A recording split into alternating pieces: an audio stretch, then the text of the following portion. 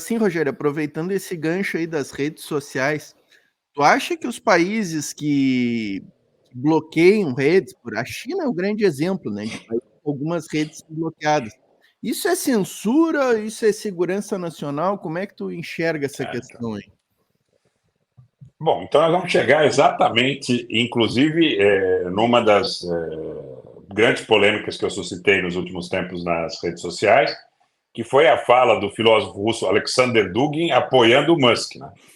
Ele disse que o que o Musk falou é correto porque no Brasil existe restrição de direitos. Isso que você falou, se perguntar para o Dugin se os russos, por exemplo, devem permitir que se faça propaganda contra o seu Estado Nacional, utilizando, por exemplo, redes de desinformação ou redes que estejam fora do controle do Estado Nacional, cuja caixa preta do algoritmo é uma incógnita, para atacar o interesse nacional, será que ele iria apoiar?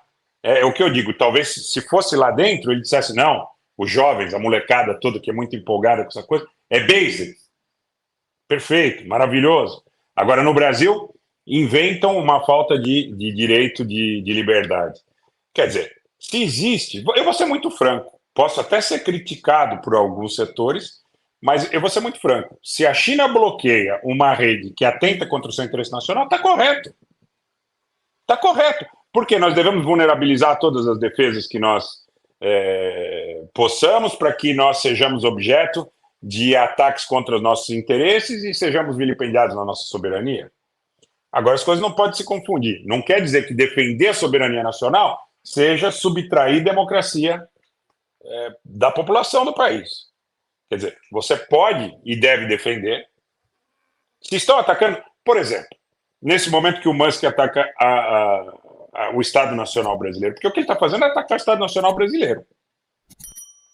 Quer dizer, nós devemos nos colocar de maneira inerte em função da tal defesa das liberdades restritas. Liberdade restrita não existe, é libertinagem.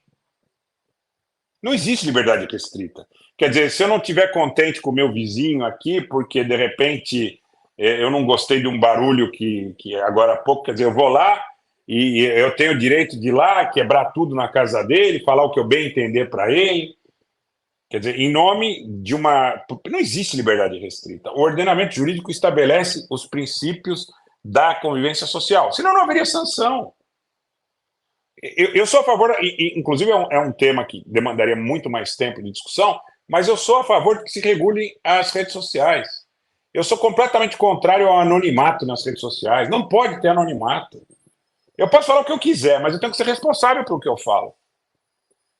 Então eu posso discutir qualquer tema, dizer o que eu bem entender, tá certo? Agora, eu tenho que me identificar.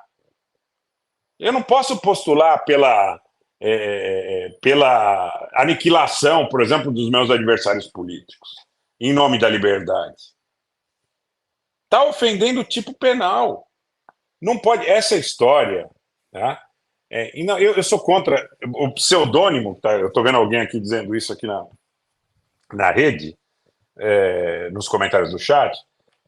Eu sou contra, não é o problema da identificação com o anonimato, mas você tem que se identificar. Se você optar por ter sei lá, um nome social, qualquer coisa nesse sentido, ali, usar seu apelido, mas você tem que se identificar para entrar na rede.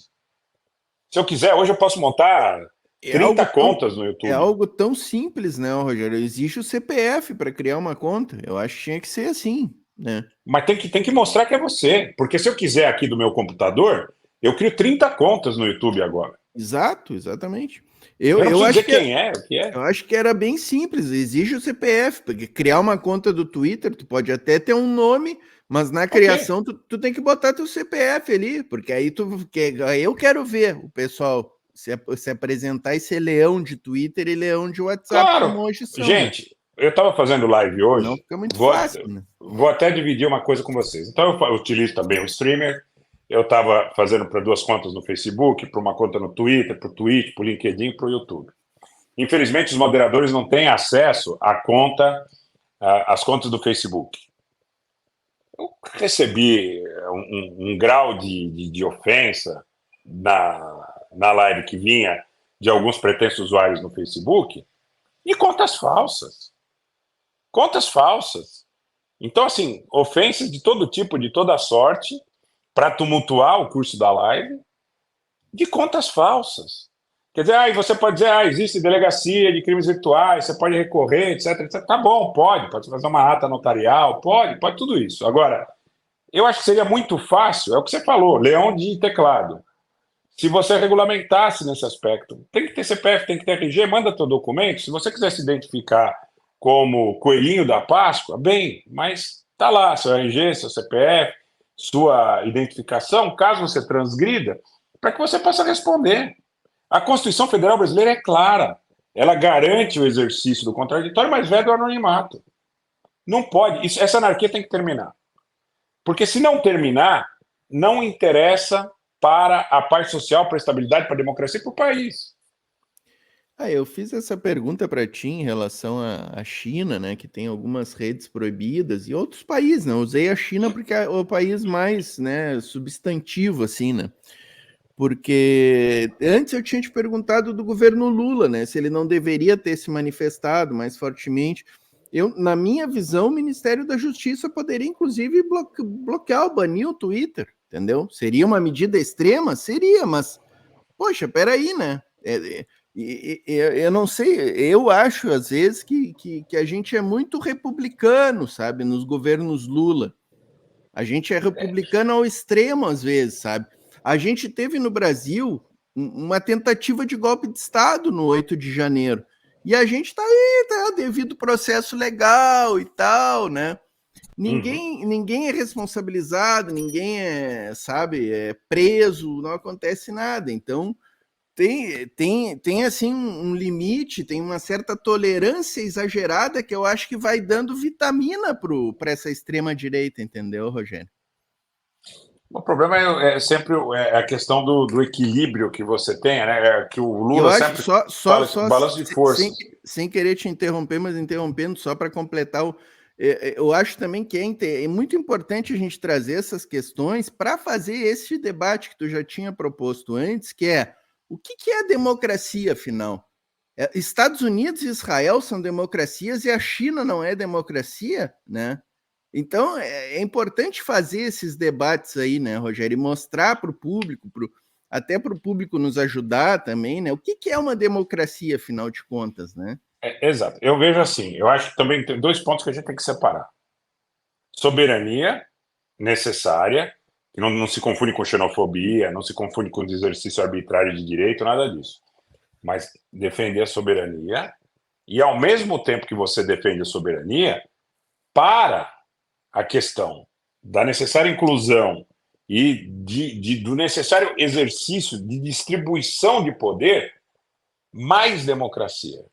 As decisões partilhadas, as decisões mais democratizadas em todas as esferas e âmbitos, mais participativas, eu acho que isso é fundamental, independente de qualquer coisa. Agora, tudo bem, o que existe, eu entendo o que você coloca, é que muitas vezes existe a propaganda desse eventual campo democrático contra um campo não democrático com falsas premissas.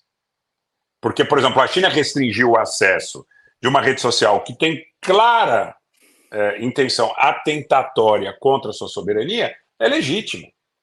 Não é antidemocrático. Não ceifa direitos.